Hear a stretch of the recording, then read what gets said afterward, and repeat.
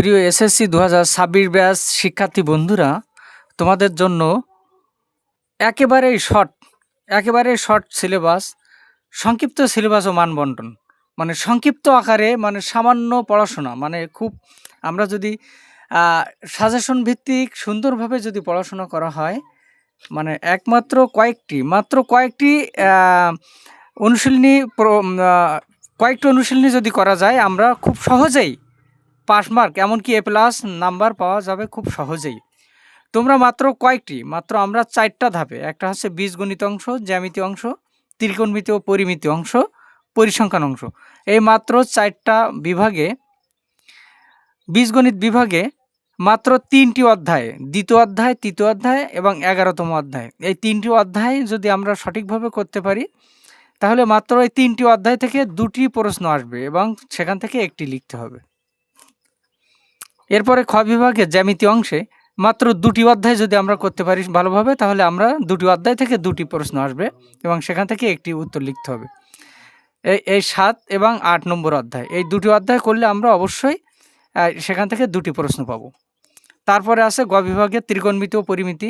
এই ত্রিকোণমিতি পরিমিতি 9ম এবং 16তম অধ্যায়, এই 2টি অধ্যায় যদি আমরা করতে পারি, 2টি অধ্যায় থেকে 2টি প্রশ্ন আসবে, সেখান থেকে একটি লিখতে হবে। এবং ঘ বিভাগে পরিসংখ্যান অংশ থেকে অনুশীলনী মাত্র একটি অধ্যায়, মাত্র 17 নম্বর অধ্যায়। এই 17 নম্বর অধ্যায় থেকে 2টি প্রশ্ন আসবে এবং সেখান থেকে একটি প্রশ্নের উত্তর লিখতে হবে। আমরা যদি এখান থেকে মোট, তাহলে আমাদের প্রথম বিভাগ থেকে 2টি আসবে, দ্বিতীয় বিভাগ থেকে 2টি এবং তৃতীয় অধ্যায় থেকে 2টি, সবশেষ পরিসংখ্যান থেকে 2টি। আমরা যদি প্রথম এবং দ্বিতীয়, তৃতীয় এই 3টা অধ্যায় যদি আমরা কঠিন মনে করি, আমরা সবচেয়ে সহজ, আমরা সবাই জানি পরিসংখ্যান অধ্যায়। এই অধ্যায়টা প্রশ্ন খুবই সহজ এবং সবাই এই অধ্যায়টি নিয়েই সবাই খুব একটা উত্তেজিত অবস্থায় থাকে।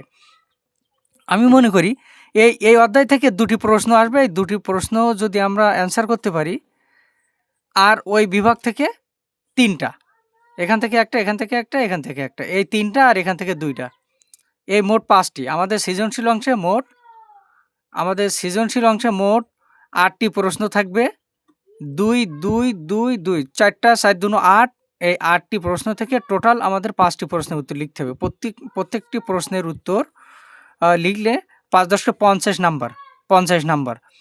এর ভিতর থেকে আমরা 8টি প্রশ্নের ভিতর থেকে আবার একই কথা আবার বলি, আমরা পরিসংখ্যান থেকে যদি 2টি লিখি এবং আর বাকি 3টি অধ্যায় থেকে একটি একটি করে, মাত্র কয়েকটি অধ্যায় যদি আমরা সেইভাবে আমরা যদি সঠিক প্ল্যান অনুযায়ী যদি আমরা পড়তে পারি বা অঙ্কগুলো করতে পারি, আশা করি এসএসসি 2026 অথবা দাখিল 2026-এ মানে কম নাম্বার পাওয়ার কোনো ঝুঁকি নেই।